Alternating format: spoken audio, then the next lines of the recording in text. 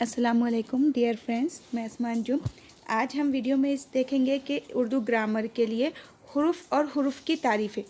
महा टीटी 2021 के लिए हम उर्दू के लिए आज इस वीडियो में देखने वाले हैं। सबसे पहली चीज़ कि ज़बान क्या है। उर्दू ये एक ज़बान है, तो ज़बान क्या है? ज़बान मुख्तलिफ़ आवाज़ों का मजमूआ है। क़वायद क्या है? क़ायदे की जमा क़वायद, यानी कि उसूल व ज़ाब्ते। ज़बान की बुनियादी साख्त या बनावट को क़वायद कहते हैं, आपको ये तो पता होगा। हुरूफ क्या है? हुरूफ हुर्फ की जमा है और कितने हैं टोटल? वो 46 है।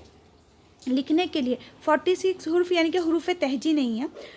ऐसे हुरूफ जिन्हें हमें पढ़ना है, जिनकी तारीफ़ें हमें पढ़ना है, वो 46 है। वैसे हुरूफ तहजी की बात नहीं कर रही मैं। लिखने के लिए आवाज़ों की जो शक्लें इस्तेमाल की जाती है उन्हें हुरूफ कहते हैं। जैसे कि अलीफ़ ये एक हुर्फ हो गया, बे एक हुर्फ हो गया, पे एक हुर्फ हो गया। तो ऐसा हम 46 अलग अलग तारीफ़ें पढ़ेंगे, अलग अलग तारीफ़ें पढ़ेंगे हुरूफ की। क़वायद, उर्दू क़वायद को कितने हिस्सों में डिवाइड करें? 4 हिस्सों में तकसीम किया गया है। इल्म सर्फ़, इल्म नहू, इल्म बयान और इल्म बदी। हुरूफ इल्लत क्या होता है? हुरूफ इल्लत यानी कि अलीफ, वाव और ये। जब ये आवाज़ किसी भी लफ्ज़ के या तो दरमियान और आखिर में आ जाती है तो अलीफ, वाव और ये को हुरूफ इल्लत कहा जाता है। देखिए, इस पे क्वेश्चन बार बार आता है, सवाल आता है। तो हुरूफ इल्लत क्या है? अलीफ, वाव, ये। और कहाँ पर आएंगे? दरमियान में या आखिर में, तो हुरूफ इल्लत हो गया। जैसे कि अलीफ, वाव और ये, अब यहाँ पे वाव और अलीफ दरमियान में आ गए तो ये हुरूफ इल्लत हो गया। और हुरूफ सही क्या रहता है? हुरूफ सही यानी कि अलीफ, वाव और ये के अलावा जितने भी हुरूफ तहजी के हुर्फ है वो हुरूफ सही कहलाते हैं। लेकिन अगर अलीफ, वाव और ये किसी लफ्ज़ के शुरुआत में आ जाए तो वो भी फिर हुरूफ सही के तौर पर ही इस्तेमाल होते हैं। जैसे कि हमने देखे यहाँ पे हुरूफ इल्लत यानी कि क्या, कि अलीफ, वाव और ये कब आएंगे? दरमियान और आखिर में, ठीक है। लेकिन हुरूफ सही में अगर अलीफ, वाव और ये किसी लफ्ज़ के शुरू में आ जाते हैं तो वो क्या कहलाएंगे? हुरूफ सही, वो हुरूफ इल्लत नहीं कहलाएंगे। हुरूफ इस तरह वो हुरूफ जो एक चीज़ को दूसरी चीज़ से जुदा कर देती है। तो ज़्यादातर फ्रेंड्स इसकी तारीफ़ तो अभी क्वेश्चन में पूछी ही नहीं गई है। हुरूफ इस्तदराक, वो हुरूफ जो पहले जुमले के शबिया को दूर करे, जैसे कि अलबत्ता बोलकर, लेकिन कोई शक है, शुबह है तो उसे दूर कर लेते हैं, लेकिन, बल्कि। तो ये हुरूफ इस्तदराक, तो इसकी भी तारीफ़ अभी आई नहीं। मेन है अभी ये हुरूफ इस्तिफ़हाम। हुरूफ इस्तिफ़हाम यानी कि वो हुरूफ जो सवाल के लिए इस्तेमाल किया जाता है। ये पूछा गया है।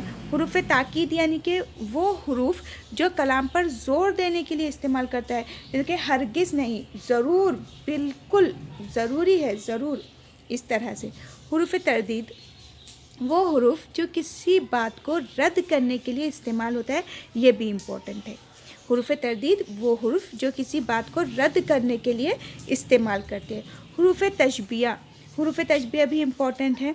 हुरूफ तशबिया वो हुरूफ जो किसी एक चीज़ से दूसरी चीज़ की मानिंद ज़ाहिर करते हैं। जैसे कि हम सनत तशबी पढ़ते हैं ना, तो वैसा उसमें यही इस्तेमाल होता है, ऐसा, वैसा, जैसा, उस जैसा।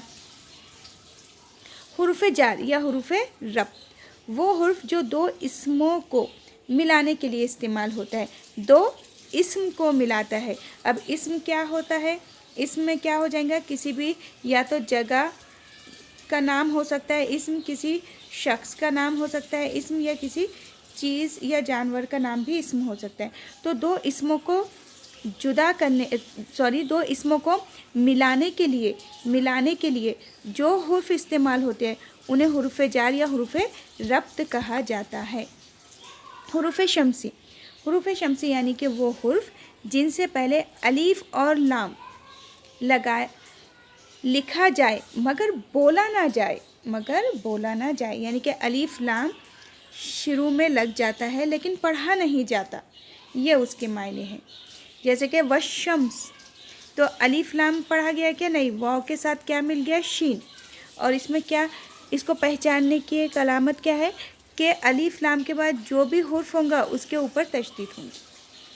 حروف خمری یعنی کہ وہ حرف جن سے پہلے الف لام لگتا بھی ہے اور بولا بھی جاتا ہے، جیسے کہ والقمر، عبد الکریم۔ تو اس میں کیا ہو گیا، الف لام لکھا بھی گیا اور پڑھا بھی گیا۔ اب یہاں پہ وہ حرف ہے، آپ انہیں یاد کر کے بھی رکھ سکتے ہیں۔ حروف ساکن وہ حرف جن پہ زیر زبر پیش یا جزم نہ ہو حرف ساکن کہلاتے ہیں۔ وہ حرف جس پہ زیر زبر پیش اور جزم نہ ہو وہ حرف ساکن کہلاتے ہیں۔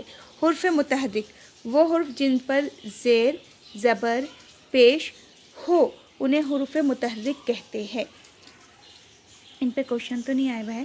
حرف شرط وہ حرف جو کسی کام کو دوسرے کام پر موقوف کرنے کے لیے استعمال ہوتا ہے، مگر جیسے کہ اگر، جب، جو، ہر چند، اس طرح سے ایسا ہوتا تو اگر آپ ایسا کرتے تو ویسا ہو پاتا، ٹھیک ہے، یعنی کہ کسی کام کو دوسرے کام پر موقوف کرنے کے لیے استعمال ہوتا ہے۔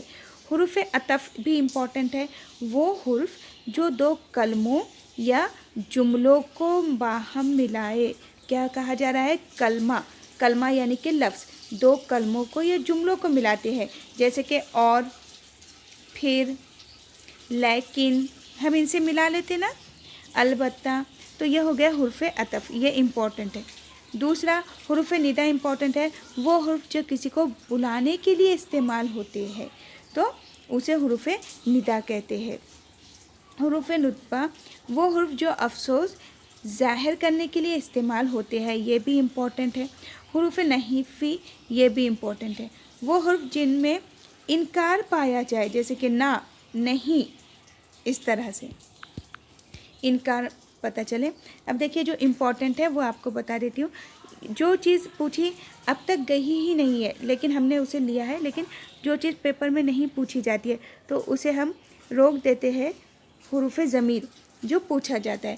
حروف ضمیر اسم کی جگہ استعمال ہونے والے حرف کو حرف ضمیر کہتے ہیں۔ اسم کے بدلے کیا استعمال ہوگا، لفظ، وہ ضمیر کہلائیں گا، تو وہ حرف ضمیر ہو گئے، جیسے کہ میں، ہم، تم، اس طرح سے۔ حروف مکتوبی وہ حرف جو لکھے تو جائے لیکن پڑھنے میں ان کا تلفظ ادا نہ ہو، جیسے کہ بالکل، خواب۔ تو اس میں کیا گیا، بالکل تو الف یہاں پہ پڑھا نہیں، بالکل میں الف پڑھا نہیں جا رہا، خواب میں واو پڑھا نہیں جا رہا، خواب، تو اسے حروف مکتوبی کہتے ہیں، تو یہ بھی امپورٹنٹ ہے۔ حروف ملفوظی وہ حرف جو لکھنے میں نہ آئے لیکن پڑھنے میں ان کا تلفظ ادا ہو، جیسے کہ الف ممدودہ ہو گیا، تشدید ہو گئی، حمزہ والے حرف ہو گئے، تو یہ حروف ملفوظی کہلاتے ہیں۔ حروف اضافت یعنی کہ کیا، مضاف الیہ کے بعد اور مضاف سے پہلے آنے والے حرف کون رہیں گے، وہ کا، کی، کے، تو ان میں سے جو پوچھے جاتے ہیں آتے ہیں، ہم اسی کو بتا رہے تھے۔ تو یہ پورے فرینڈس یہ 46 نہیں ہیں، ان میں اب ڈیوائیڈ ہو جاتے ہیں۔ الف تو الف کی قسمیں، الف ممدودہ، الف مکسورہ، اس طرح سے، پھر واو، واو والے الگ ہو جائیں گے، پھر چھوٹی یہ والے الگ ہو جائیں گے، پھر نون الگ ہو جائیں گا، پھر اس میں ہم الگ سے دو چشمی ہے کو الگ سے پڑھتے ہیں اور حمزہ کو بھی الگ سے پڑھتے ہیں۔ تو یہ پورے ملا کے ہم 46 کاؤنٹ کرتے ہیں۔ تو ابھی جو ایگزام کے لیے ہے بار بار آتے ہیں اسی کے بارے میں ابھی ہم نے دیکھے۔ اگر آپ کو ایڈیشنل، اگر آپ پڑھ کر رکھنا چاہتے ہیں یاد کرنے کے لیے تو وہ بہت زیادہ اچھی چیز ہے، آپ انہیں لے سکتے ہیں جن کو ہم نے ٹک نہیں کیے تھے۔ Friends, Maha T T, C T T اور ٹیٹ کی online offline batches Asar institute سے جو ہوتی ہیں، ابھی مہا ٹیٹ کی جو کلاسز ہو رہی ہے اس کے نیو بیچ کے لیے آپ اس نمبر پہ کانٹیکٹ کر سکتے ہیں۔ آپ کو PDF پرووائڈ کی جائیں گی، پیپر انالیسس ساری چیزیں ہو جائیں گی۔ اس میں ایک چیز بہت امپورٹنٹ ہے کہ آپ ویڈیو کو شیئر کیجیے۔ اگر ویڈیو پسند آیا ہے، جنہوں نے سبسکرائب نہیں کی ہے تو سبسکرائب کر لیجیے اور ویڈیو کو زیادہ سے زیادہ شیئر کیجیے۔ ٹیک کیئر، اللہ حافظ۔